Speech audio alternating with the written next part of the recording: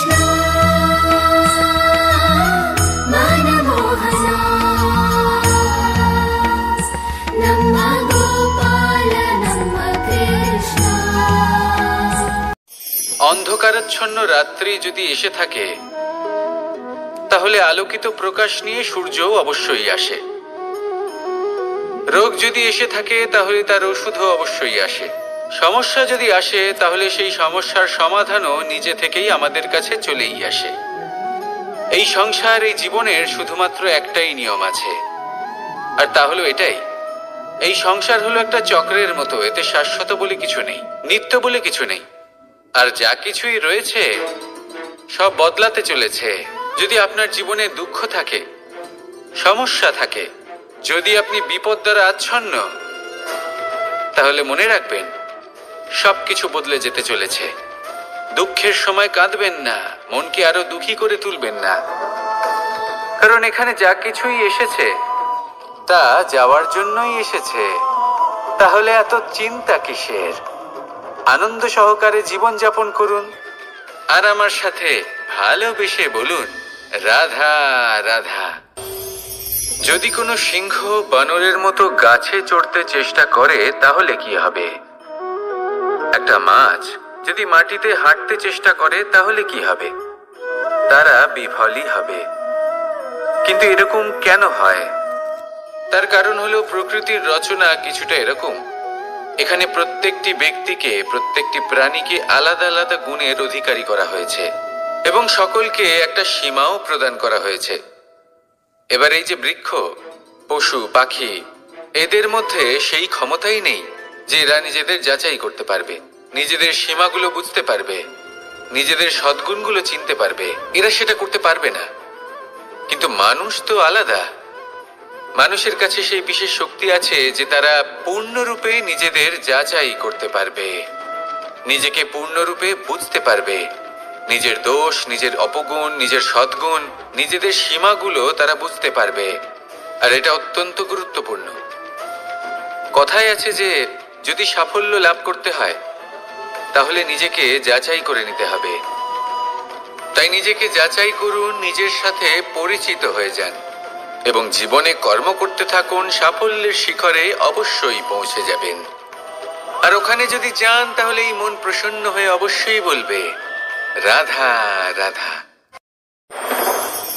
বনের মধ্যে যদি আপনি কোনো বিষাক্ত সাপ দেখেন তাহলে কি করবেন? আপনি তখনই তার থেকে দূরে পালাতে চেষ্টা করবেন। আর এটা কেন করবেন? নিজের রক্ষার্থে। এই কথা আমি নয় মেনে নিলাম, কিন্তু নিজের জীবনে এটা করেন না কেন? আপনি যেখানেই যান, যে স্থানেই যান না কেন, প্রত্যেক সময়, প্রত্যেক মুহূর্তে এমন বিষাক্ত সাপ আপনি অবশ্যই খুঁজে পাবেন। আর সেই সাপ নয় যাদের আপনি বনে খুঁজে পাবেন, এরা হলো সেই সাপ যা আপনাকে পাপ করতে বাধ্য করবে। আপনার অন্তরের বাসনা, ক্রোধ, অহংকার, লোভ, ঈর্ষা, এদের বৃদ্ধি ঘটাবে। দেখুন, বনের এই সাপ আপনাকে একবার ছেড়ে দিতেও পারে, ছোবল নাও মারতে পারে, কিন্তু এই যে পাপরূপী সাপ আছে তা অবশ্যই ছোবল মারবে। কর্ম যদি করেন তাহলে অবশ্যই ফল পাবেন। সেই জন্য যখনই কোথাও যাবেন, যদি এমন কাউকে দেখেন, যদি এমন কিছু দেখেন যে আপনাকে পাপ করতে বাধ্য করছে, তাহলে সেই মুহূর্তে সেখান থেকে পালিয়ে যান। যেমন বনের সাপ দেখে আপনি পালাতে থাকেন। সৎকর্মের রক্ষা অত্যন্ত আবশ্যক। আসুন আর আমার সাথে ভালোবেসে বলুন রাধা রাধা। মনুষ্য জীবনের সব থেকে বেশি গুরুত্বপূর্ণ বিষয় হলো মনের একাগ্রতা। এই সংসারের যে কটি মহান কার্য সম্পাদন হয়েছে তা হলো মনের এই একাগ্রতার একমাত্র ফল। আপনি অবশ্যই দেখে থাকবেন, অনেক ছোট বড় নদী যা বয়ে চলে তাদের সামনে একটা বাঁধ নির্মাণ করা হয় সেই সব নদীর জল সঞ্চয় করতে। বাঁধ হয়ে গেলে প্রয়োজন মতো বা মনের ইচ্ছে মতো তাকে ব্যবহার করা সম্ভব। এবার এটাই আমাদের মনের সাথেও সম্ভব। আমাদের মনের একাগ্রতা আজকের দিনে দাঁড়িয়ে বিভিন্ন ধরনের বিকার, ক্রীড়া এবং ভোগের মধ্যে ভাগ হয়ে গেছে। একে একত্রিত করতে হবে, একটা বাঁধ নির্মাণ করতে হবে, কর্মের বাঁধ। আপনাকে শুধু এটাই করতে হবে, যেটা উচিত কর্ম সেটাই করুন, যেটা অনুচিত কর্ম সেটা করা থেকে নিজেকে বিরত রাখুন। ব্যাস, এই কাজটাই আপনি করতে থাকুন, মনের মধ্যে একাগ্রতার বাঁধ নির্মাণ করুন।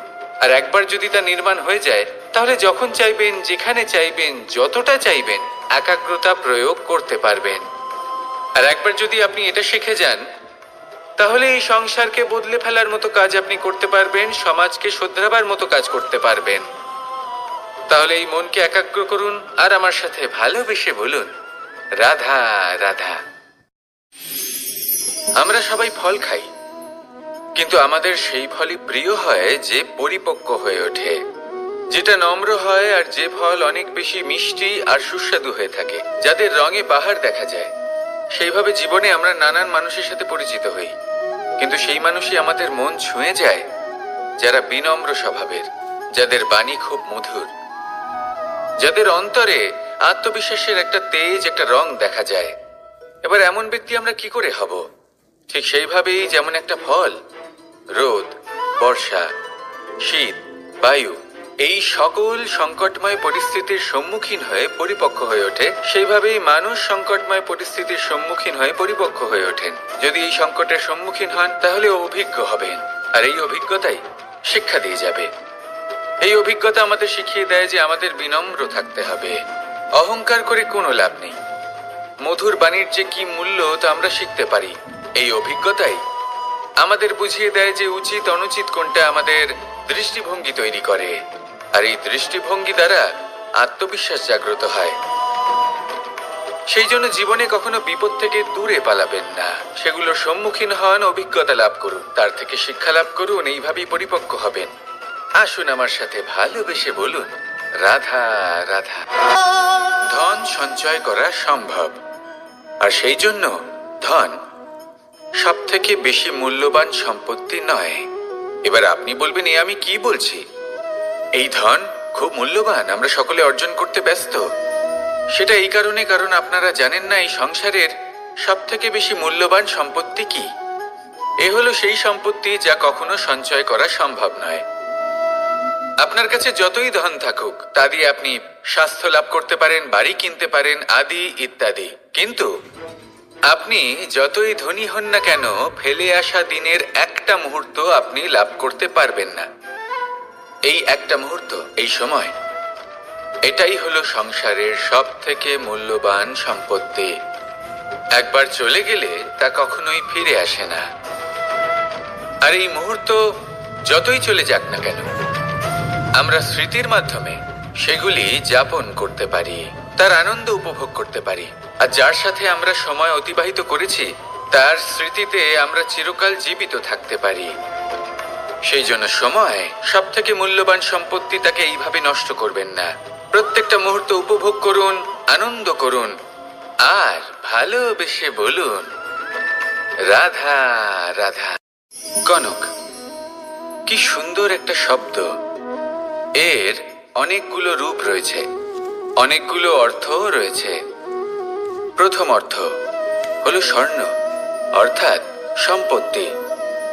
দ্বিতীয় অর্থ ধুতুরা, অর্থাৎ গাছের ছোট একটা বীজ, যা কিনা অত্যন্ত শক্তিশালী হয়।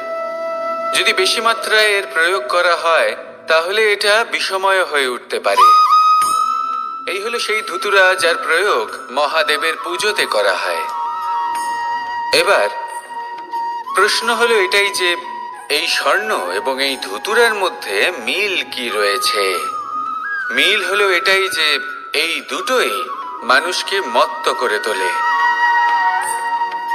ধুতুরা মানুষকে তখন মত্ত করে যখন তাকে সেবন করা হয়, কিন্তু স্বর্ণ, ধন, সম্পত্তি, মানুষ সেটা যতটাই অর্জন করে নেয় সেটাই যথেষ্ট। এই স্বর্ণ মানুষের ভাবনা চিন্তা করার ক্ষমতাকে বশ করে ফেলে। মানুষ সম্পত্তির লোভে মত্ত হয়ে ওঠে, কারণ যে যত চমৎকারী, যতটা অমূল্য হয়, তাকে সামলানো কিন্তু ততটাই কঠিন, তাই না? তাই মনে রাখবেন, ধন, স্বর্ণ, সম্পত্তি এগুলো ধুতুরার থেকেও অনেক বেশি বিষাক্ত হতে পারে। তাই এর ওপর আত্মসংযমের একটা কবচ পরিয়ে রাখবেন এবং বিবেকের শক্তির সাথে এগুলো প্রয়োগ করুন, তবেই কল্যাণ হবে। আসুন আমার সাথে ভালোবেসে বলুন, রাধা রাধা। মানুষের জীবনে 3টি গুণ অত্যন্ত প্রয়োজনীয়: শ্রদ্ধা, বিনম্রতা, যোগ্যতা। যদি জ্ঞান লাভ করতে চান তাহলে শ্রদ্ধার প্রয়োজন, যদি মান লাভ করতে চান তাহলে স্বভাবে বিনম্র হওয়া প্রয়োজন, আর যদি মনোবাঞ্ছিত স্থান লাভ করতে চান তাহলে যোগ্যতার প্রয়োজন। বিষয়টা সহজ। শ্রদ্ধা আপনাকে জ্ঞান দেবে, নম্রতা আপনাকে মান, আর যোগ্যতা উচিত স্থান দেবে। কিন্তু যদি আপনি এই 3টি গুণ সম্মিলিত করেন তাহলে এমন কিছু লাভ করবেন যা এই সব কিছুর থেকে অনেক ঊর্ধ্বে। সম্মান। আর এ হলো সেই সম্মান যা প্রত্যেক মানুষের নিজের জীবনে লাভ করতে চেষ্টা করা উচিত, কারণ এই হলো সেই সম্মান যার কারণে আপনি চলে যাওয়ার পরেও এই সংসার আপনাকে ভালোবাসবে আর মনে রাখবে। আসুন আমার সাথে ভালোবেসে বলুন, রাধা রাধা। জীবনে গতি অত্যন্ত গুরুত্বপূর্ণ, মতিও হলো গুরুত্বপূর্ণ, এবং তার থেকেও বেশি গুরুত্বপূর্ণ হলো সঙ্গতি। একটা জলের ফোঁটা, তার মধ্যে গতি থাকে, প্রকৃতির মধ্যে তা লাভ করার ইচ্ছে নিহিত থাকে, কিন্তু এই যে সঙ্গতি তা নির্ধারিত করে যে এই জলের ফোঁটা ঝিনুকের মুখে পড়ে মুক্ততে পরিণত হবে নাকি বিষাক্ত সাপের মুখে পড়ে বিষে পরিণত হবে। এবার দেখুন, এই জঞ্জাল স্বর্ণকারের দোকানের সামনেও থাকে এবং জঞ্জাল একজন ব্যবসাদারের দোকানেও থাকে, কিন্তু জঞ্জাল যা স্বর্ণকারের দোকানে থাকে তা ব্যবসাদারের দোকানের জঞ্জালের থেকে অনেক বেশি মূল্যবান, কারণ তার মধ্যে সোনার কণার সঙ্গতি থাকে। সেই জন্য জীবনে সঙ্গতির উপর বিশেষ গুরুত্ব দেবেন। যেমন সঙ্গতি তেমনই আপনি হবেন। আসুন আমার সাথে ভালোবেসে বলুন, রাধা রাধা। প্রত্যেক প্রাণী ভালোভাবে জীবন যাপন করতে চান, এটা তাদের স্বভাবে আছে এবং ভাবাটা অনুচিত নয়। কিন্তু একটা ভালো জীবনের গুরুত্বপূর্ণ অংশ কোনটা? বসবাসের স্থান, সেই স্থান যেখানে আমরা জীবন অতিবাহিত করি। এবার মানুষ ভাবতে পারেন যে একটা ভালো বাসস্থানের অর্থ কি? সেই স্থান যেখানে সহজে জল পাওয়া যায়, যেখানে শুদ্ধ বায়ু পাওয়া যায়, যেখানে আনাজ উৎপন্ন হয়। এটা জীবনযাপনের জন্য পর্যাপ্ত বটে, কিন্তু ভালো জীবনযাপনের জন্য আরো একটা কথা আপনাকে বুঝতে হবে। সাধু, জ্ঞানী, পণ্ডিত ব্যক্তি, এই সকল মহাপুরুষ, এনাদের যে বাসস্থান তা অত্যন্ত বিশেষ হয়। এখানে এক ধরনের বিশেষ ইতিবাচক শক্তি থাকে, এমন একটা স্থান যেখানে দেবতারাও বিচরণ করেন। জীবন আমরা সবাই যাপন করি, কিন্তু জীবনের উদ্দেশ্য শুধুমাত্র জীবন যাপন করা নয়। জীবনের উদ্দেশ্য হলো মুক্তি লাভ করা।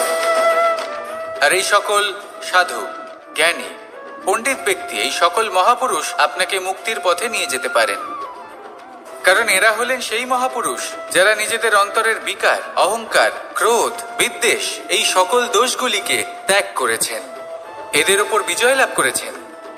এমনই একজন ব্যক্তি আপনাকে মুক্তির পথে নিয়ে যেতে পারে।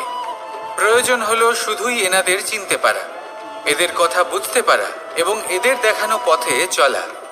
যদি আপনি এটা করতে পারেন তাহলে এই মন প্রফুল্ল হয়ে বলবে, রাধা রাধা।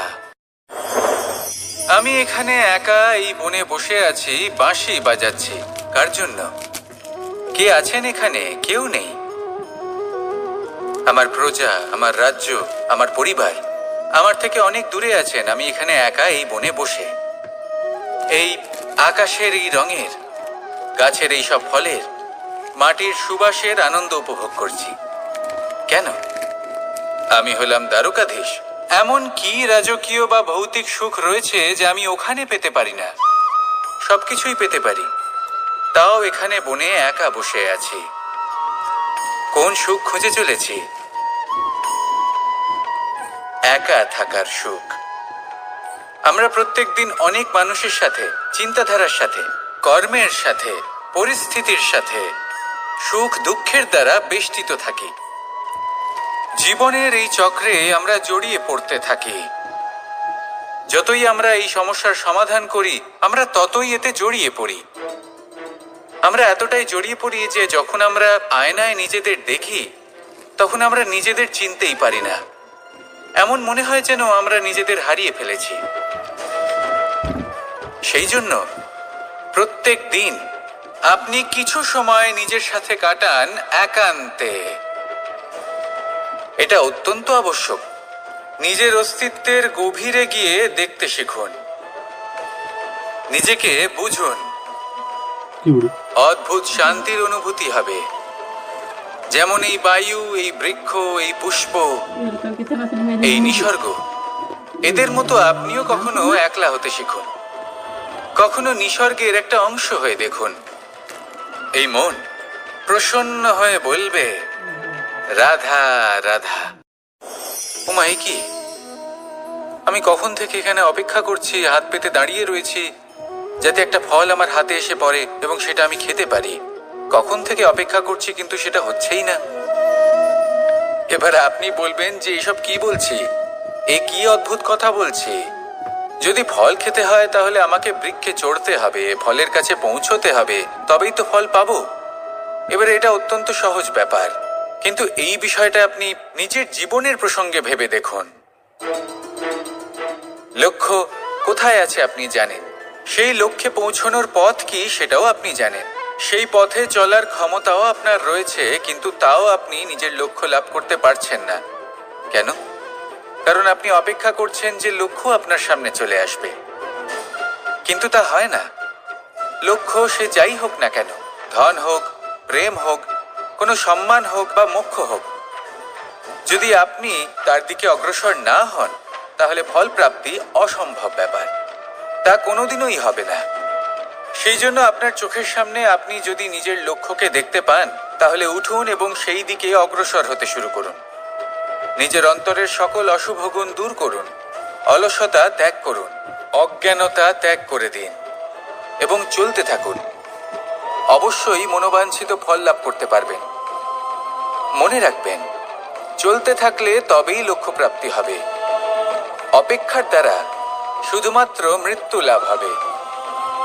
আসুন আমার সাথে ভালোবেসে বলুন, রাধা রাধা।